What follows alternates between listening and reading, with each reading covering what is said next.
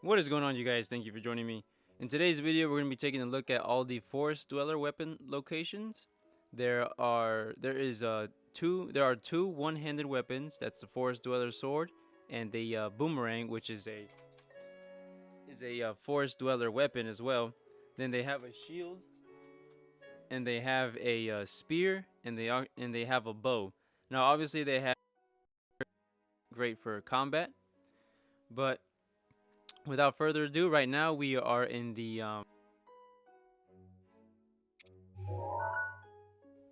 Korok Forest, and this is where you can find the shield and the spear. So let me make my way over there.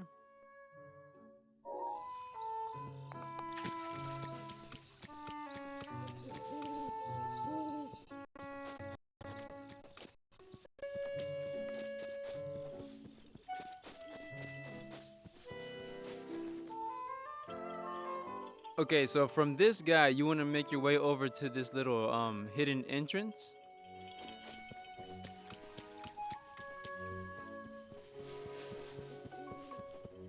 And this is where you can find the shield and the spear.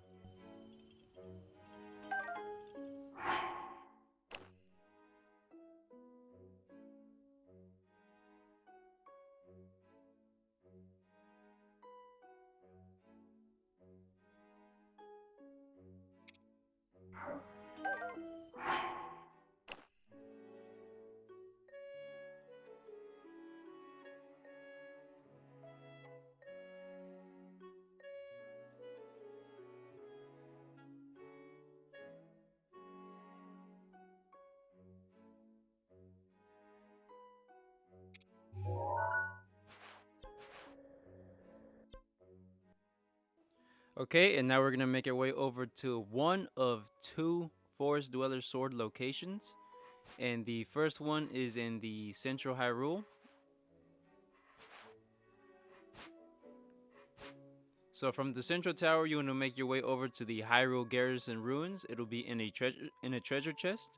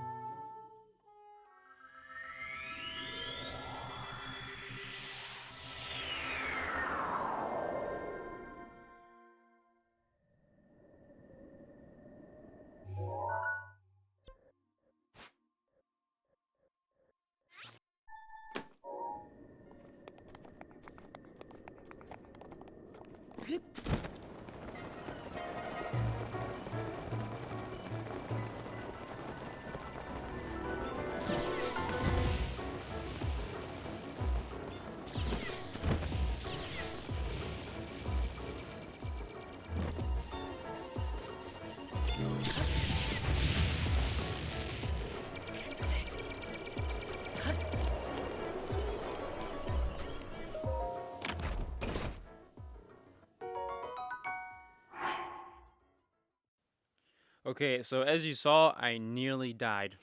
Yeah, this is one weapon that's kind of hard to get to simply because it's surrounded by guardians. But if you really want it, this is the place to get it. The weapons in the chest have. Oh, sorry about that. The weapons in the chest have traits on them, and this is the only way that you can obtain traits on, I guess the weaker weapons. Because if you find them out in the, just laying around, or if other monsters have them, they won't have a weapon trait, and these chests are respawnable. So after every blood moon, if you want more forest dweller swords, you can come back and get them. Now there are actually three forest dweller sword locations. There is one here, and then I'll show you another one. But then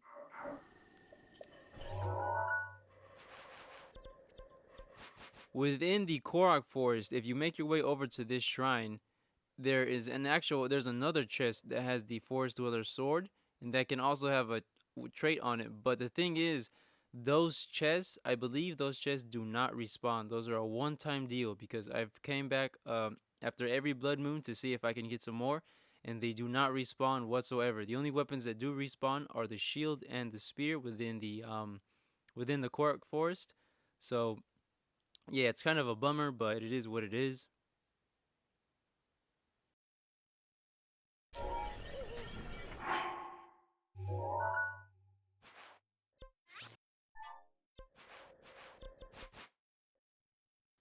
Okay, and now we're gonna make our way over to the boomerang, which counts as a forest dweller's weapon.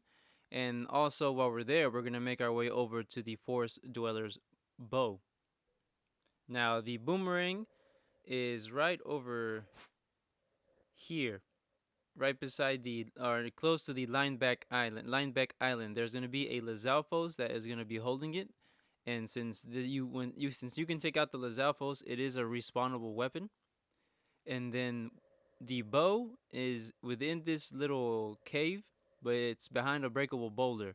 And you just have to make your way across this bridge, run past the Hinnocks, and then get inside. So let me make my way over there.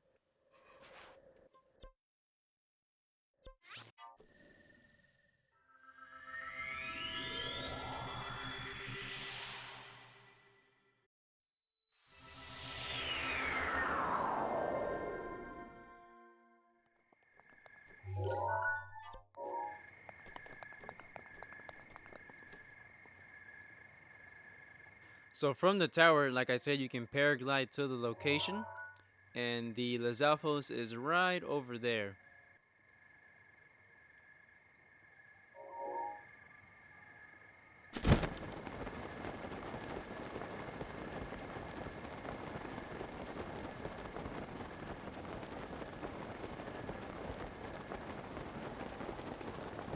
But it's actually more efficient just to go get the bow first and then the boomerang, because that way you don't have to run back and forth. So you can paraglide to the little cave from the tower.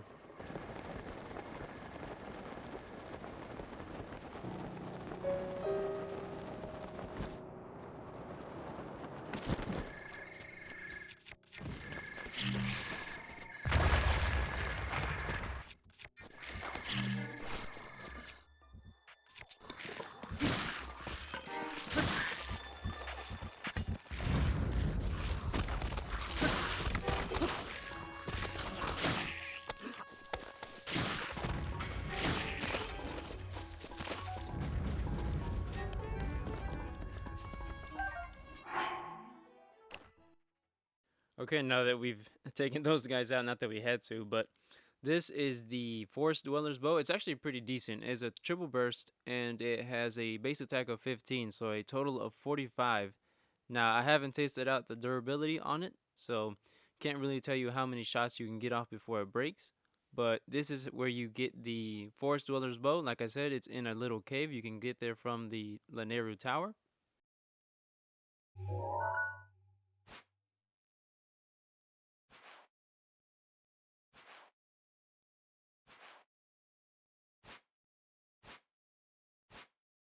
Okay, and now we just make our way over to the boomerang.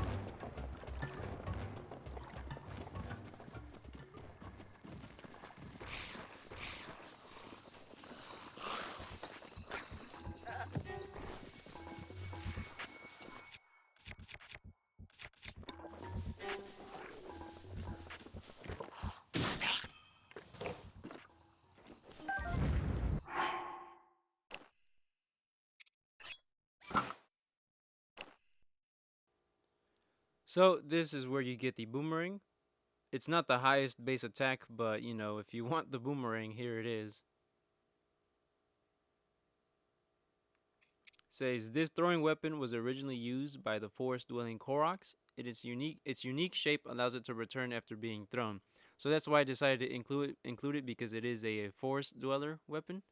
Now we're gonna make our way over to the second location for the forest dweller sword, and that's in the FARON area.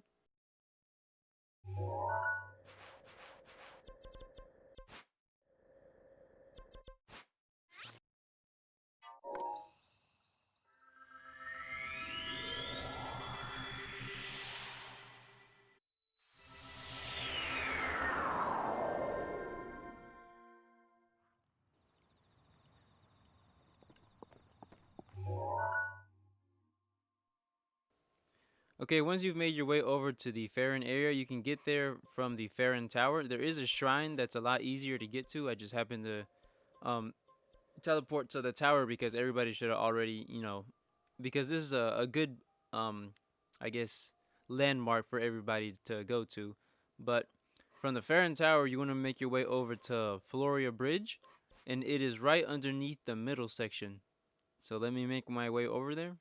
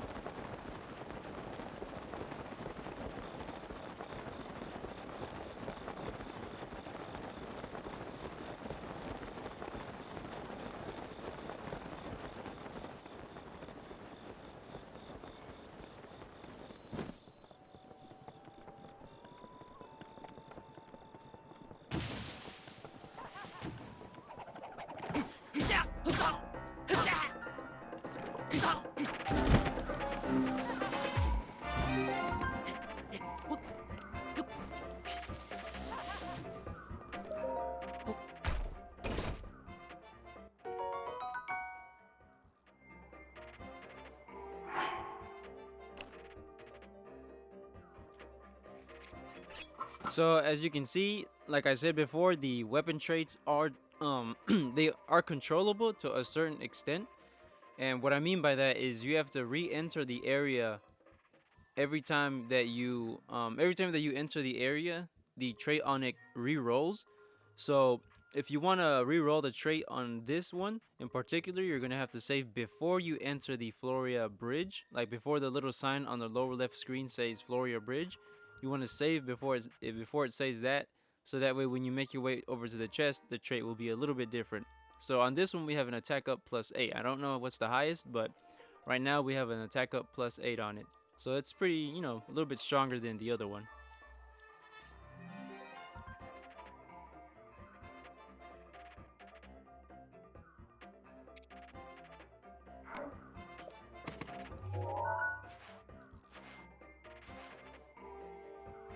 So that, you guys, is where you can get all the Forest Dweller weapons.